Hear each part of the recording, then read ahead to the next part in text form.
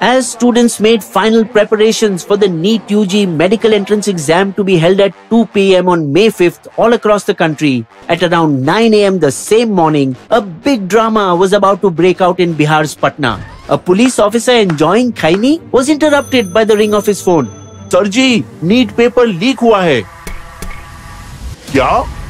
आगे बढ़ने के लिए सिर्फ सपने देखना काफ़ी नहीं है, बल्कि उन सपनों को साकार करने के लिए एक मजबूत सिस्टम का होना भी ज़रूरी है। दोस्तों, हर साल करोड़ों स्टूडेंट्स अपने सपनों के पीछे दौड़ते हैं, एंट्रेंस एग्ज़ाम की तैयारी करते हैं, लेकिन अक्सर ये एग्ज़ाम्स उनकी मेहनत का इम्तहान नहीं लेती, बल्कि ये सारे बच्चे एक सिस्टम के फ्लोज के शिकार हो जाते हैं।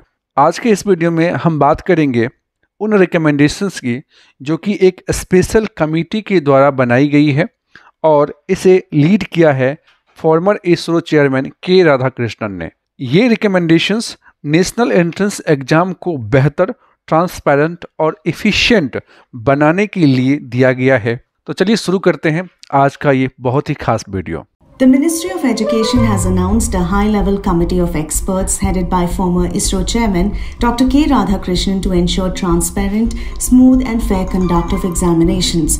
The centre has been under the scanner for the cancellation of UGC NET and facing criticism over the alleged paper leak of NEET UG 2024 in the past few weeks. पिछले कुछ सालों में एंट्रेंस एग्जाम के disruptions एक आम बात बन गई है।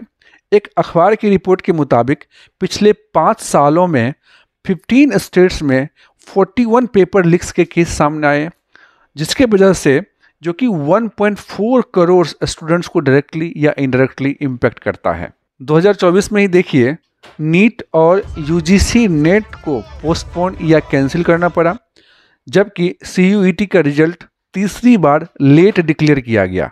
इन सब के वजह से स्टूडेंट्स का टाइम ही नहीं बल्कि उनका भरोसा और कॉन्फिडेंस भी ब्रेक होता है। जहां मैदान इम्तिहान में बेईमानदारी का बोलबाला हो, वहां सपनों के परिंदे कैसे उड़ेंगे। अब बात करते हैं इस स्पेशल पैनल के रिकमेंडेशंस की। इस पैनल ने कुछ बहुत ही ज़रूरी स्टेप्स सजेस्ट किए हैं जो कि हर स्टूडेंट्स के लिए एक रे ऑफ होप बन सकते हैं। सबसे जो पहला स्टेप है वो है NTA का वर्कलोड कम करना। रिकमेंडेशंस में ये कहा गया है कि NTA का जो काम है वो सिर्फ एंट्रेंस एग्जाम कंडक्ट करना ही होना चाहिए, ना कि रिक्रूटमेंट एग्जाम को कंडक्ट करना। NTA ने 2018 के बाद 244 टेस्ट कंडक्ट किए हैं और रजिस्टर्ड कैंडिडेट का नंबर लगभग डबल हो गया है, 67 लाख से 122 लाख तक। अब इतना ज़्यादा प्रेशर बढ़ने की वजह से किसी भी सिस्टम के करप्ट होने का खतरा बढ़ जाता है।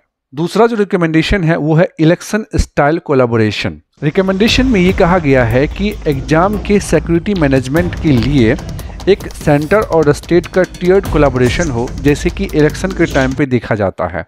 तीसरा जो रिकमेंडेशन है वो है डिजिटल मॉडल एग्जाम। एक नए बायोमेट्रिक वेरिफिकेशन सिस्टम का सजेशन दिया गया है।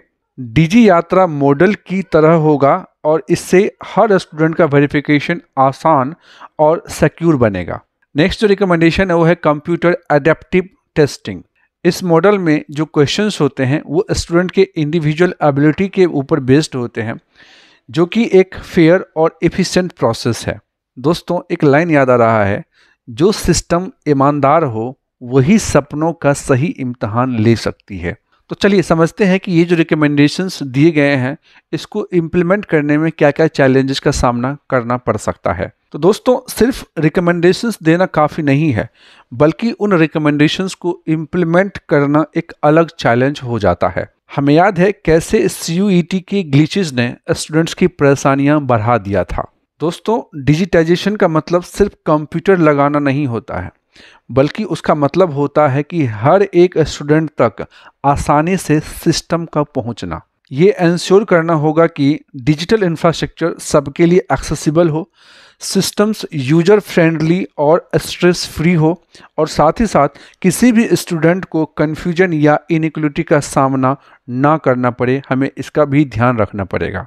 एक इम्तहान का असली मकसद मेहनत को पहचानना होता है, ना कि ग्लिचेज और लूपहोल को पहचानना। तो दोस्तों, ये रिफॉर्म एक नई शुरुआत हो सकते हैं, लेकिन सक्सेस तभी मिलेगी जब हर शेयर होल्डर्स अपनी जिम्मेदारी निभाएंगे, जैसे कि गवर्नमेंट, एग्जाम अथॉरिटी और हम सब। दोस्तों, रोशनी उन्हीं को मिलती है जो अंधेरों से लड़ना जानते हैं। जय हिंद।